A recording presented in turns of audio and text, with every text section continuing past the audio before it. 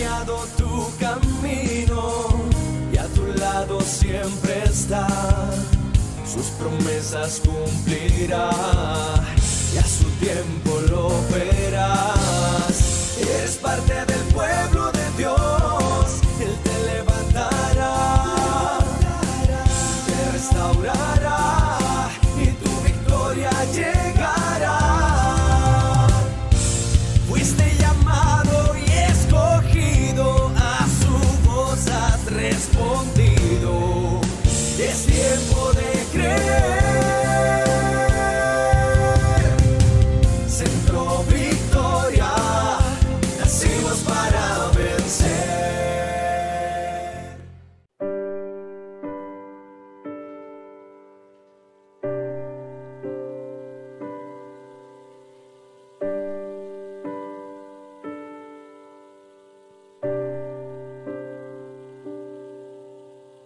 Su sangre carmesí, alto precio fue. Mi lugar Él tomó, nuestra esperanza es Él. Oh, la sangre de Cristo me lavó.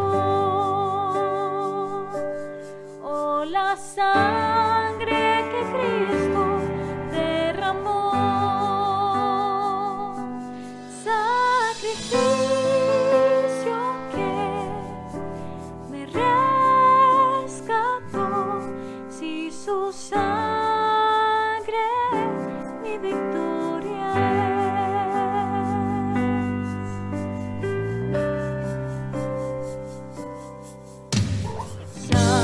Salvador, santo es, hoy vivo por Él. Cordero, el gran yo soy, mi pecado Él tomó. Oh, la sangre de Cristo me lavó. Oh, la sangre que Cristo derramó. Sacrificio que me rescató. Si su sangre mi victoria es. Oh, Cordero de Dios. Oh, Cordero de Dios. Oh, Cordero de Dios. Preciosa sangre del Cordero de Dios. Sacrificio que me rescató. Si su sangre mi victoria es.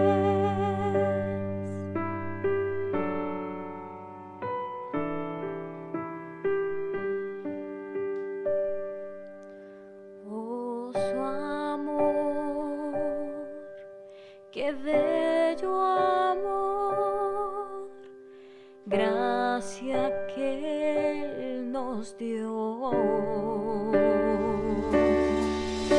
Aun siendo yo un pecador, su sangre derramó. Oh, la sangre de Cristo me lavó. Oh, la sangre que Cristo derramó.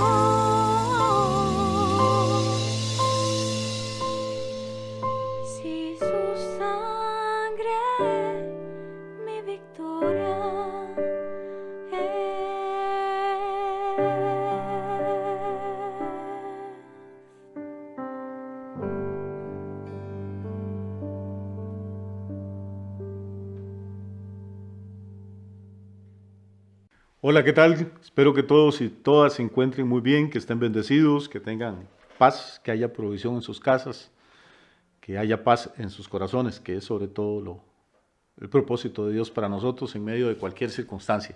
Muchas gracias por acompañarnos una vez más aquí en una transmisión de Producciones Centro Victoria que llega a ustedes desde el sur de Costa Rica, en San Isidro del General, y darles gracias por su fidelidad, por el seguimiento que le han dado a nuestros programas ya durante tantos años, por sus oraciones, porque en realidad cada uno de ustedes nos ayuda enormemente cuando intercede, cuando levanta su voz delante del Señor a favor de nosotros, de nuestros ministerios, de nuestras familias. Pues esa es una forma muy linda de agradecer y de bendecir a aquellos y aquellas personas que comparten con nosotros el mensaje de las Sagradas Escrituras. En esta ocasión, yo quisiera invitarles para que vayamos al Antiguo Testamento, donde hay tantas historias tan hermosas, tan interesantes, donde hay tanta palabra de revelación para nosotros. Y aunque ya no vivimos bajo los códigos, bajo las normas legales del Antiguo Testamento, pero no tendríamos, eso es lo que algunas personas a veces no comprenden, no tendríamos el nuevo pacto, no tendríamos el Nuevo Testamento si no fuera por el Antiguo. Y de hecho el Señor Jesús fue el que dijo, la salvación viene de los judíos. Y cuando Jesús dijo que pasará el cielo y pasará la tierra, pero no iba a pasar ni una jota ni una tilde de la ley, pues se estaba refiriendo también al Antiguo Testamento. Algunas personas como que lo han desechado, pero esto es palabra de Dios. Cuando Pablo le dice a Timoteo y le escribe que estudie las Escrituras, pues las únicas Escrituras que había en ese momento era el Antiguo Testamento. Entonces, para nosotros que vivimos en el Nuevo Pacto, el Nuevo Testamento es importantísimo. Pero no podemos olvidar que el Nuevo Testamento es como el fruto de un tronco muy antiguo, muy fuerte, que es el Antiguo Testamento. Y todas las grandes doctrinas de la salvación, de la redención, del perdón, de la santificación, la justificación, las profecías mesiánicas, todas aparecen en el Antiguo Testamento. Y pues se completan, maduran, se perfecciona la revelación en el Nuevo. Pero repito, hoy vamos a ir entonces a un libro que es muy interesante, el segundo libro de los Reyes, al capítulo 20, y vamos a leer ahí unos 10, 12 versículos, los primeros, cuentan la historia de un rey de Judá. En esta época el pueblo de Dios se había dividido, muy poco después de la muerte de Salomón, los descendientes de Abraham se dividieron y en dos reinos, el reino del norte, que es conocido con el nombre de Israel, y el reino del sur, que era más pequeño, conocido con el nombre del reino de Judá. Y cada reino tuvieron sus reyes durante muchos siglos, pelearon contra enemigos externos, pelearon el uno contra el otro también, y políticamente, militar, económicamente, nunca volvieron a tener la influencia y el poder que tuvieron cuando estaban unidos. Es aquel principio de que una casa dividida contra sí misma no puede prevalecer. Y finalmente, pues los dos reinos cayeron. El del norte fue conquistado primero y unos siglos después desapareció el reino de Judá. En la época que nos ocupa, vamos a hablar del rey Ezequías, que fue un rey justo, fue un rey bueno, fue un rey del que la Biblia tiene muchas cosas hermosas que decir. Ezequías entonces gobernaba el reino de Judá, el reino del sur. Esta época es alrededor del siglo VI a.C. En esa época el profeta Isaías estaba en la plenitud de su ministerio. Y hay una historia aquí muy interesante. Dice que en aquellos días Ezequías cayó enfermo de muerte. Y vino a él el profeta Isaías, hijo de Amós, y le dijo, Jehová dice así, ordena tu casa porque morirás y no vivirás.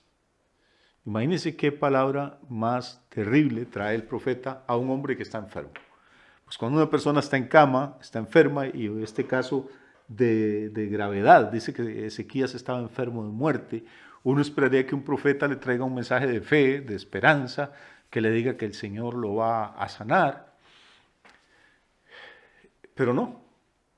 Recuerdo hace unos años tuve la oportunidad de viajar a Puerto Rico Y el padre de unos pastores, amigos míos, muy queridos, y al Señor yo lo conocía también, estaba internado en San Juan, en la capital, y nosotros estábamos, yo tenía que ir a enseñar y a predicar a otra ciudad, donde estaban estos pastores. Esa noche llegué cansado del aeropuerto, del viaje desde San Juan hasta la ciudad, llegué al hotel, y bueno, mientras dormía tuve un sueño. Yo no soy una persona que habla de sueños normalmente, ni que soy usado por Dios en esa área, pero esa noche tuve un sueño. En el sueño vi a mi amigo, al papá de mis amigos más bien, en la cama del hospital, pero lo interesante es que lo vi como en lo que en Costa Rica llamamos una marqueta, como un rectángulo de hielo, y él en el centro. Y poco a poco el rectángulo este empezó a deshacerse por los pies. Era como si el papá de estos pastores amigos estuviera dormido, congelado dentro de esta cosa, y poco a poco el hielo que lo cubría, que lo envolvía, se fue empezando a derretir y a convertirse en agua, que escurría y escurría por los pies y luego se fue derritiendo hacia arriba hasta que desapareció la marqueta y desapareció el cuerpo del señor este. A la mañana siguiente los pastores vinieron al hotel para desayunar conmigo y yo les conté lo que había pasado y me dice, ¿qué crees? Y le dije, bueno, pues yo lo que siento, yo me desperté, oré y lo que siento es que tenemos que prepararnos y ustedes deben de prepararse porque el hermano va a partir con el Señor. Obviamente cuando les dije esto, ellos se molestaron y me hicieron una lista muy larga de pastores, de evangelistas, de profetas, de hombres de Dios y mujeres de Dios muy influyentes que los habían llamado, que los habían visitado y que les habían dado palabras proféticas y anuncios de que el Señor iba a restaurar a este hombre, que era un excelente creyente, un tipo de buen testimonio, generoso. Y les digo, bueno, pues yo era como como el hada mala de la fiesta, el que les estaba llevando una noticia. La cosa es que fuimos ese día a la capital para ver al Señor, hablé con él, oramos juntos, nos despedimos y al día siguiente se fue con el Señor. Pero lo que quiero decir con esto es que cuando uno trae una palabra de estas, la gente espera que llegues es con algo que te levante el ánimo. Pero Isaías llega donde el rey Ezequías, que está postrado en su lecho, que no se puede levantar, que está gravemente enfermo, y lo que le dice es, traigo una palabra de Dios para ti, ordena tu casa porque morirás y no vivirás. En ese momento Ezequías tenía 39 años de edad aproximadamente. Y la pregunta es, ¿quién quiere morirse cuando tiene 39 años? En realidad, la inmensa mayoría de seres humanos que están sanos emocionalmente, pues no quieren morir a ninguna edad, y menos a los 39 años. Este señor Ezequías había subido al trono cuando tenía 25 años, muy joven, y ya había gobernado 14 años, y había hecho una reforma espiritual enorme, había barrido con los ídolos, con templos paganos, quitado sacerdotes de dioses falsos, porque todo el pueblo de Judá y el de Israel estaban contaminados por la idolatría. Y el papá de Ezequías, que se llamaba Acaz, había sido un rey impío, un rey malo, tremendamente malvado. Y cuando este hombre sube al trono, repito, joven, lleno de vida, lleva en su corazón y en su mente una serie de proyectos de reforma. Él quiere que el pueblo se vuelva a Dios, él quiere que el pueblo oiga la palabra de Dios. Y cuando está en la cúspide de su poderío físico, en la cúspide de su reforma, cae en cama, cae en un lecho gravemente enfermo. Y este hombre de Dios, este instrumento en las manos de Dios, recibe una palabra, pero la palabra no es de que Dios lo va a restaurar ni a sanar, sino que va a morir y que debe ordenar su casa. ¿Qué haría alguno de nosotros si de pronto recibe una palabra de esta naturaleza, de este tipo? Yo creo que una de las bendiciones en la vida es no saber en qué fecha vamos a morir. Todos sabemos que tenemos que morir, no nos gusta pensar en eso, pero todos sabemos que ese es el peaje que debemos pagar por haber vivido. O sea, está establecido para los hombres que mueran una vez y después el juicio. Pero no nos gusta pensar en eso, por eso nos sumergimos en el trabajo, en las fiestas, en las diversiones, en lo que sea, en los negocios, en la familia, para relegar allá a un rincón del subconsciente ese hecho terrible. Tarde o temprano tenemos que morir. Y no sabemos cuándo. Este es un texto rarísimo porque Ezequías es uno de los pocos hombres que recibe un anuncio oficial de parte de Dios acerca de cuál es la fecha en que debe partir de este mundo. ¿Qué ocurre? ¿Cuál es la reacción de Ezequías cuando Isaías le da este mensaje?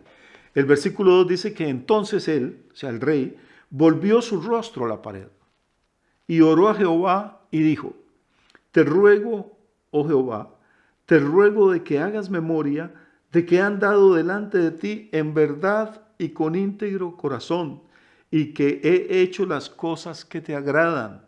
Y lloró Ezequías con gran lloro. Note esto, por favor. Entonces, en primer lugar, lo que tenemos es un aviso extraordinario, un aviso poco frecuente, rarísimo, donde un profeta autorizado por Dios, un hombre de verdad, un profeta real, ungido por Dios, va con una palabra directa a hablarle a un rey y le dice: ordena tu casa porque te vas a morir. De esta no te levantas.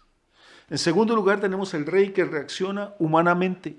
No quiere morirse, tiene 39 años, está lleno de proyectos, está lleno de sueños, ya está empezando a ver el fruto de todos sus trabajos para restaurar el culto de Jehová, y ahora le dicen que se muere. Y entonces se vuelve hacia la pared, porque probablemente está tumbado en la cama, se vuelve hacia la pared y ora y llora.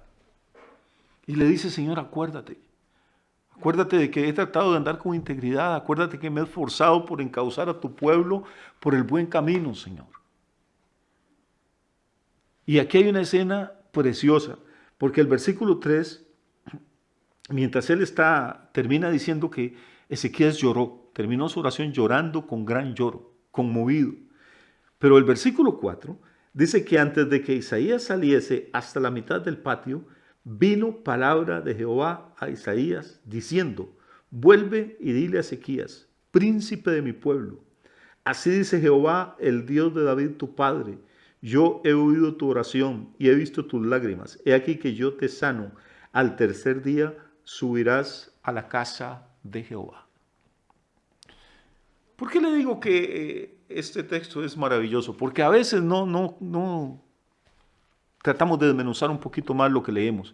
Pero note, Ezequías entra al aposento real, le da la palabra de profecía a Ezequías diciéndole que va a morir y sale. No tiene nada más que quedarse a hacer, no se queda a tomar una copa de vino, no se queda a almorzar en el palacio del rey. Ezequías es un hombre de Dios. Hizo su trabajo, dio la palabra y se regresa. Pero ni siquiera ha salido del palacio, va por la mitad del patio. Más, no ha llegado a la mitad del patio del palacio y le llega otra palabra de Dios. ¿Qué es lo que estamos viendo en este momento? Bueno, tenemos a un rey que se vuelve hacia la pared y ora y derrama su corazón delante de Dios, una oración genuina, una oración que de verdad llega hasta el tercer cielo. Yo creo que este segundo punto es muy importante, porque en las iglesias damos seminarios de oración y conferencias de oración y los pastores hablan de la necesidad de orar y le pedimos a la gente que ore por nosotros y gente nos pide que ore por ellos. Pero si somos honestos, y creo que debemos serlo, la verdad es que la inmensa mayoría de veces la oración se ha vuelto un ejercicio religioso, donde oramos por orar, pero sin la expectativa de que ocurra nada sobrenatural, y de hecho muy pocas veces ocurren cosas verdaderamente sobrenaturales. Y sabemos todos los versículos, y créame, yo me los sé también, de que si oramos con fe y que todo lo que pedimos será hecho y que el monte que se va a tirar al mar y que si 2 o 3 nos ponemos de acuerdo, o sea, sabemos los versículos de memoria. Pero la verdad, si nuestra oración fuera tan efectiva y fuera tan poderosa, ¿por qué entonces no nos juntamos 2 o 3 de nosotros y oramos por un tema específico y para que cambien cosas, pero visiblemente, tangiblemente, que cambien? Pero eso ocurre poquísimas veces, porque lo que nos hemos acostumbrado es a orar por orar. Pero la oración que va a mover la mano de Dios es otra oración, eso es una oración que nace de las entrañas, que nace de hombres y mujeres que están desgarrados por dentro, que están conmovidos. Y de eso lamentablemente tenemos muy poco.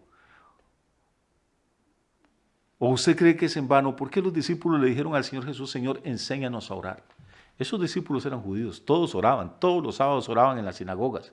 Pero ellos notan que cuando Jesús ora ocurren cosas, que la oración de Jesús es diferente a la de ellos, a la de los escribas, a la de los fariseos, a la de los rabinos, a la del resto del judaísmo, que es una oración eficaz. Y ellos quieren tener el secreto de esa oración. Y nosotros deberíamos demandárselo al Señor también, porque Él está dispuesto a compartirlo. Pero yo creo que como iglesia, como creyentes, debemos subir a otro nivel. Esto no estoy hablando de volvernos más religiosos y de orar más y de tratar de impresionar a Dios con nuestras palabrerías y los salmos que no sabemos y cambiando de voz. No, no, no, no, no. Es algo interno, es algo espiritual, de verdad. No es orar más horas, no es orar más rato. No es leer libros sobre la oración ahí, toneladas de libros, no es asistir a seminarios sobre el poder de la oración intercesora, es buscar a Dios en secreto y decirle lo que los discípulos le dijeron al Señor Jesús: enséñanos a orar. Tener la humildad de reconocer que no sabemos y que nuestras oraciones son muy, pero muy poco efectivas.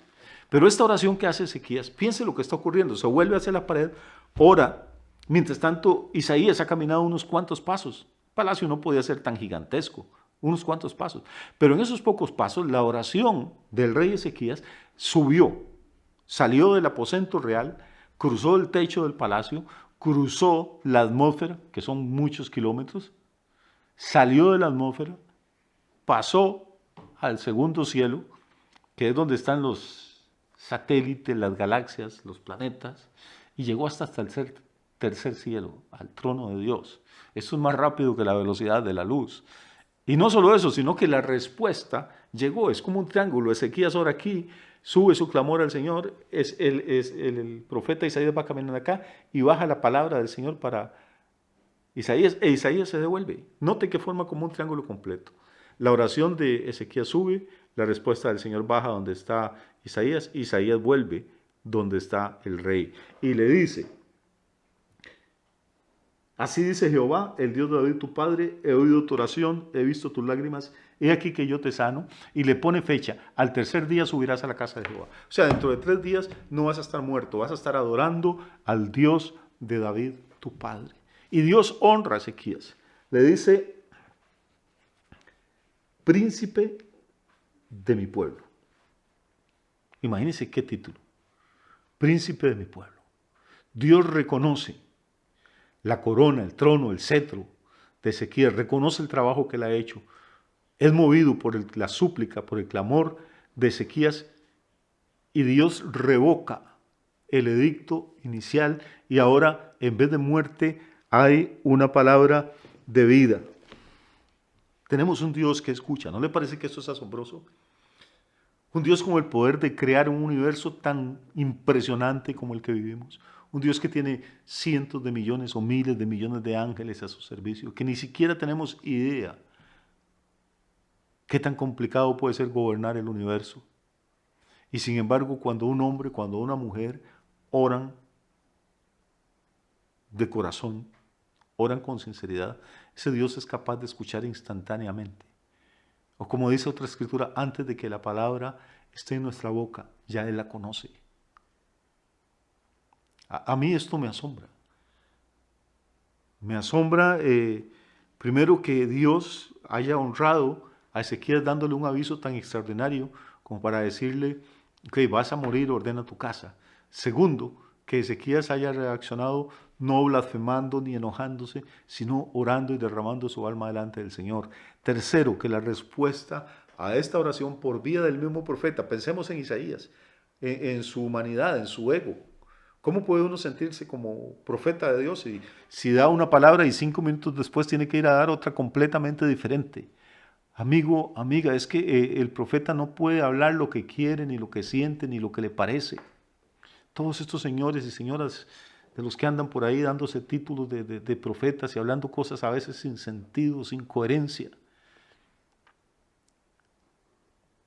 El profeta es un profetes, alguien que habla en lugar de otro. No tiene un mensaje propio que dar. El único mensaje que puede dar es el que el Señor le da.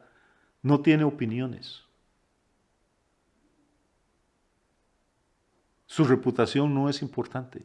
Probablemente la reputación de Isaías, si había mayordomos, si había gente por ahí que lo vieron entrar primero para anunciar muerte y unos minutos después lo vuelven a mirar que entra, pero ahora para anunciar vida van a decir: este Isaías está confundido, no sabe ni qué es lo que Dios le está diciendo. Pero eso a Isaías no le importa, él quiere ser fiel al mensaje que el Señor le está entregando. Y esto es una lección enorme para todos nosotros. Pero oiga esto, no solo le garantiza al Señor que dentro de 3 días va a estar adorando en el templo, sino que en el versículo 6 dice, y añadiré a tus días 15 años, y te libraré a ti y a esta ciudad de manos del rey de Asiria, y ampararé esta ciudad por amor a mí mismo y por amor a David, mi siervo. Y dijo Isaías, tomad masa de higos, y tomándola, la pusieron sobre la llaga y sanó. Y aquí yo veo otro principio.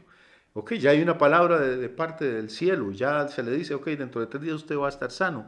Pero aún así hay que usar el sentido común. Una cosa es la fe. Yo creo que tanto Isaías como Ezequías creyeron en esa segunda palabra.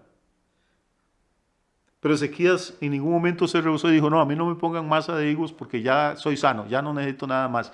No, hermano, yo he visto gente morir, créame, literalmente, por ignorancia, por una fe que no es fe, sino presunción y a veces soberbia, por un deseo de impresionar a los demás con lo espirituales que son. Ya el rey tiene una palabra de parte de Dios. No solo una palabra, tiene una fecha.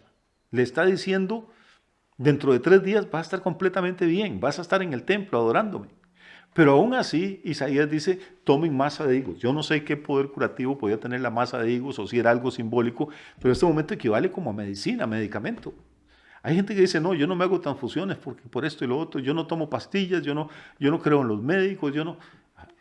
Amigo, eso no es fe, perdóneme que se lo diga, es presunción. Yo puedo tener una palabra de Dios, pero también tengo que cuidarme. Puedo conocer muchos versículos bíblicos que hablan de protección divina y del cuidado angelical, pero igual me cuido. Puedo creer que la Biblia dice que los ángeles guardarán mi morada, pero cuando salgo cierro la puerta y le paso el cerrojo. Puedo creer que Dios va a mandar ángeles alrededor mío, pero cuando conduzco obedezco las leyes de tránsito. Pero hay gente que por aparentar una espiritualidad falsa, dice, no, yo rechazo todo, eso es carnal, eso es humano, ya yo tengo una palabra de Dios. Bueno, aquí yo tengo 2 hombres, un rey y un profeta verdaderos, que tienen una palabra de Dios y que sin embargo creen esa palabra, pero aún así recurren también a lo que la ciencia o los conocimientos médicos de aquella época les decían. Así es que la fe es maravillosa, pero también hay que tener sentido común. Y esto es otra lección que nos deja esa historia. ¿Hay algo más? Volvemos al versículo 6. ¿Cómo empieza el versículo 6? Isaías, hablando de parte de Dios, le dice al rey Ezequías, y añadiré a tus días 15 años. Y ahora, este rey, a partir de ese día, puede empezar a contar los días que van pasando. Tiene 15 años por delante. Pregunto, ¿le gustaría a usted saber cuántos años le quedan por delante? 1, 25, 60. ¿Le gustaría tener la fecha exacta, saber el año exacto en que usted va a morir? ¿Qué haría si lo supiera? Pienso, esto no lo dice la Biblia, simplemente trato de imaginarme cómo sería la vida de Ezequías. Cada uno de sus cumpleaños de ahí en adelante, se me quedan 14, me quedan 11, me quedan 7, me quedan 3. El próximo año me voy. Él sabía exactamente su fecha. ¿Cómo aprovecharía esos años? ¿Qué haría? ¿Qué haría uno sabiendo que le quedan 2 o 5 o 27 años por delante? ¿Cómo trataría a su esposa? ¿Cómo trataría a su marido? ¿Cómo trataría usted a sus padres? ¿Cómo trataría a sus hijos? ¿Cómo se comportaría en la iglesia? ¿Cómo sería usted haciendo negocios? ¿O cómo se comportaría en su trabajo? Si usted supiera que solo le queda 1 año de vida, eso no es mucho, son 365 días. Usted lo puede multiplicar por 24 y sabría exactamente cuántas horas le quedan. Y esas tiene que pasar, aunque no quiera durmiendo muchas. Y sabe que entonces las horas que le quedan son limitadísimas. Mi pregunta es, ¿seguiríamos perdiendo el tiempo en distracciones absurdas? ¿Seguiríamos perdiendo el tiempo en cosas que no tienen ningún valor, en conversaciones intrascendentes? ¿Seguiríamos siendo negligentes en nuestra relación con Dios? ¿O aprovecharíamos el tiempo para ser mejores seres humanos, para empaparnos de la palabra y conocer más al Dios al que vamos a ver cara a cara dentro de poco? ¿Nos comprometeríamos con el trabajo en la iglesia, con la obra de Dios? ¿Le hablaríamos de Cristo a otras personas? ¿Cómo manejaríamos nuestras finanzas? Bueno, Ezequías tenía una garantía divina de que no iba a morir dentro de 1 año, ni dentro de 9, ni dentro de 14. Tenía mínimo o máximo 15 años de vida. Literalmente, exactamente 15 años. Nosotros no tenemos esa garantía. Ni usted ni yo tenemos ninguna promesa profética de que vamos a vivir 15 años más. Entonces la pregunta es, ¿por qué no actuamos sabiamente? ¿Por qué no actuamos responsablemente? ¿Por qué no entendemos que somos mortales, que somos finitos y que no sabemos si lo que nos queda por delante son minutos, horas, días o décadas? ¿Por qué no llenar cada uno de esos espacios con cosas productivas? ¿Por qué no llenar cada uno de esos espacios haciendo más felices a las personas que están cerca de nosotros y siendo más felices nosotros mismos? ¿Por qué no emplear el tiempo limitadísimo y desconocido que nos queda por delante en cosas eternas? ¿Por qué no invertir nuestros recursos de una forma más prudente, más sabia y más espiritual? Yo creo que la historia de este rey nos deja una multitud de lecciones que vale la pena repasar, meditar en ellas y sobre todo ponerlas en práctica. Tenemos una oportunidad todavía por delante. Pueden que sean 15 años, pueden que sean muchos más y ojalá sea así para cada uno de ustedes, o pueden ser menos. Pero como no nos han dado la fecha cierta de expiración, entonces vivimos como si el tiempo fuera un capital inagotable y no lo es. Ojalá que cuando se acerque ese momento no tengamos que llorar amargamente, porque ya no va a haber vuelta atrás, sino que cuando llegue el momento de partir podamos mirar para atrás y decimos, ocupé mi tiempo de una forma inteligente, sabia, prudente, espiritual. Hice lo mejor que pude para Dios, para el prójimo, para mi familia, para mí mismo y parto satisfecho o satisfecha. Desde mi perspectiva, esa es la lección más importante que podemos aprender leyendo esta historia del rey Ezequías. Y en el próximo video vamos a continuar, no el tema, pero sí hablando de Ezequías, pero ahora desde otra perspectiva, desde otro punto de vista. Mientras es tanto, que Dios les siga bendiciendo.